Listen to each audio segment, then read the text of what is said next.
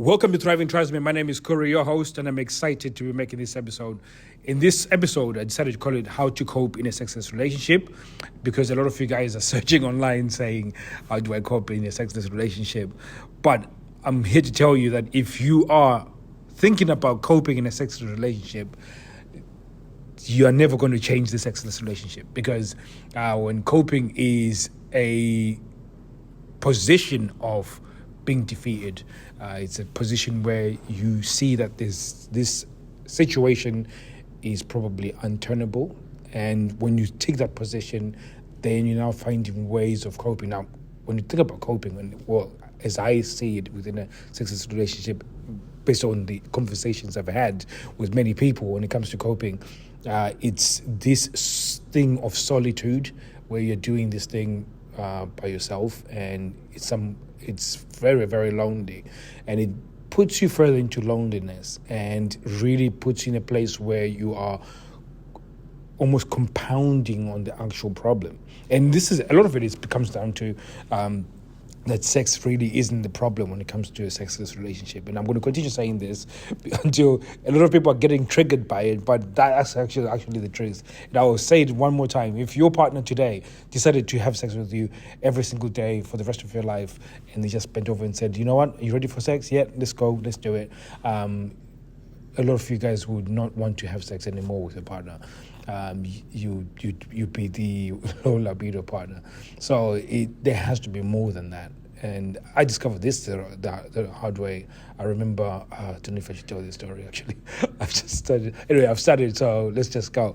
So I remember once I met this lady, and I was out and about. She was extremely hot, but she was older than me.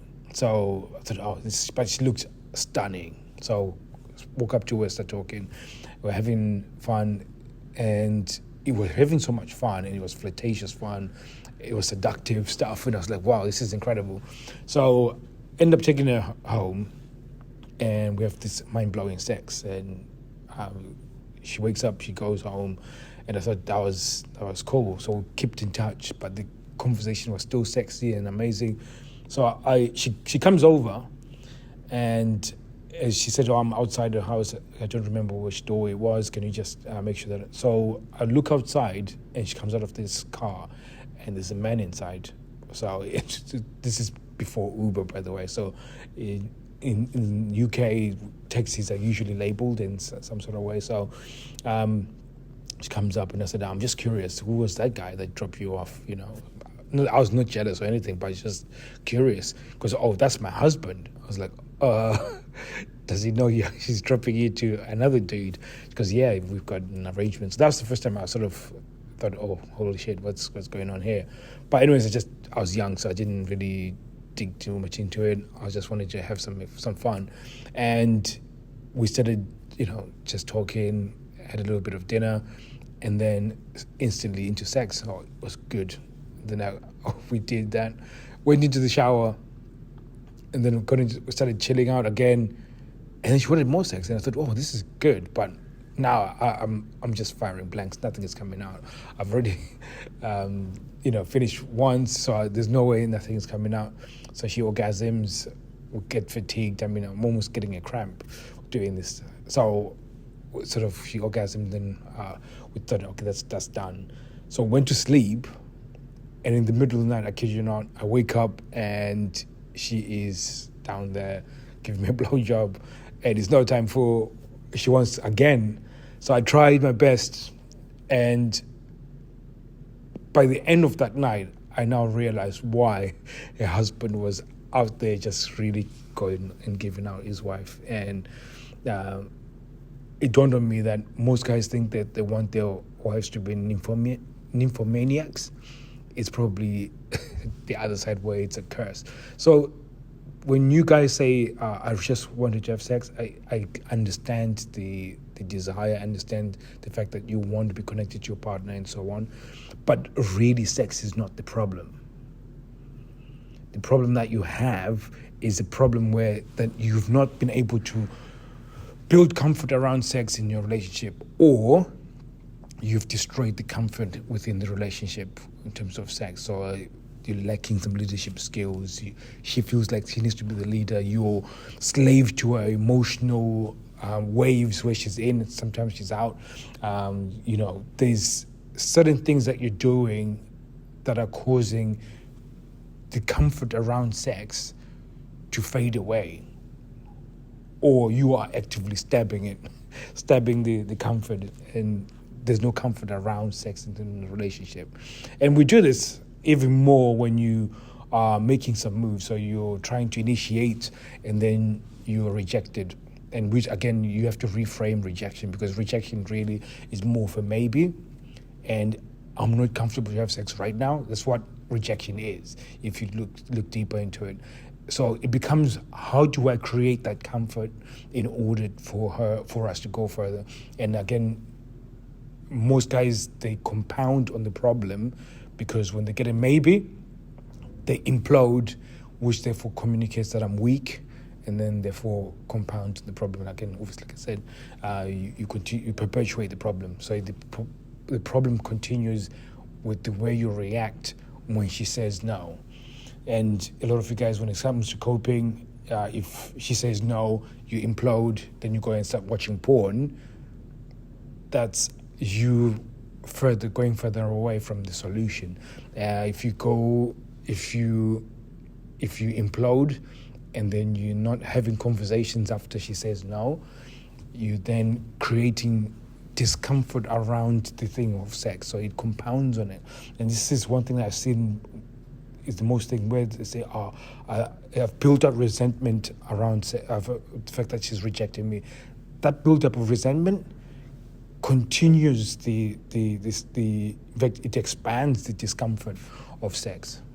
So when she thinks about sex, she thinks of the way you've reacted every time she said no. And anytime you introduce sex, she falls into a place where she's now obligated to do so, because I don't want you to be upset. I'm having sex with you because I do want, and this way you get this obligation, sexual obligation. So when it comes to coping, you have to start considering, what are those things that I can do in order to build comfort around sex? If you are full of resentment, you have to stop even suggesting sex. You have to be going back to the drawing board and say, you know what, over the past few years, and I'm telling you, this is exactly what you need to go and say. Over the past 2 years, I've been wanting our relationship to grow, and for me, it's really important for us to have sex. But at the same time, I've seen the level of discomfort I've brought to you, and I'm sorry about that. And I now know that in order for us to go forward, there's something else that we need to build. And right now, in this case, is the comfort around sex. What's the one thing that can make you feel comfortable around sex? And when you can say that, she's going to tell you exactly that. The first thing she might probably tell you is that I don't want any of her sexual advances, because that's one thing that she doesn't want. And again, you have to shut that shit down. You have to shut it down. And when you shut it down, and I said this recently, that you have to shut down the sex. Don't even react, even when she's naked. It's like, then how do I get sex then? It's like, the point is, don't get any sex. Don't even pursue. And what you're trying to do is, by taking that off the table, is how you create desire. In fact, I was saying that recently to a friend. In fact, I think it was a client, when I was saying that desire is when you remove what the other person wants. That's how you get desire. I was saying, generally, every time I go into the shop, I see Krispy Kremes. I love Krispy Kremes. And I see them, but I'm not really interested. I don't really care. I'm eating relatively healthy lately, but I don't feel a desire of buying for a Krispy Kreme. But on the other hand, if my wife turns to me and says, for the next 3 months, I don't want us to have any Krispy Kremes when we go to the shop, I'll go obsessed about the thing. I was now thinking about it all the time. Every time I see them, I'm like, I was allowed to have them. And then I'm now thinking, how can I have them in 3 months' time? And I've started thinking about flavoring and which one I want, because that thing has been removed. So the moment you remove sex out of play, it's to trigger that. Now, some of you guys, you do it in a manipulative way. So when you do remove it, there's still residue of you wanting. and she senses that, and it doesn't work. Therefore, I can obviously, if you're in Reignite Men, then we'll tell you what you need to do. But I'm not saying that so you can join it, because it's still closed. We're still not taking on people. But when you do open the slots, we'll let you know. And if you want to know how to get into Reignite Men, go and join us on Thriving_Tribesmen Instagram, and you can show your interest over there, and you can get onto the waiting list. So we know when we're already open, you are the first people that we'll connect with. So thank you very much, guys. Hopefully that's something that you wanted to hear, and something that is going to help you when it comes to coping to your sexless relationship. Don't even take the frame of mind of coping. If you are going to be in a sexless relationship for the rest of your life. You have to take a stance where you build more resilience around rejections. When you're being rejected, you build more resilience around that. When you build resilience, what that means is that you're now viewing it as a maybe, and as you view it as a maybe, you just view rejection as that it's more that I'm not comfortable right now. Maybe I can get comfortable, and you figure out what is that thing that's going to make you feel comfortable for you to actually go and connect in that way. So thank you very much, guys. I'll be seeing you guys soon. Take care.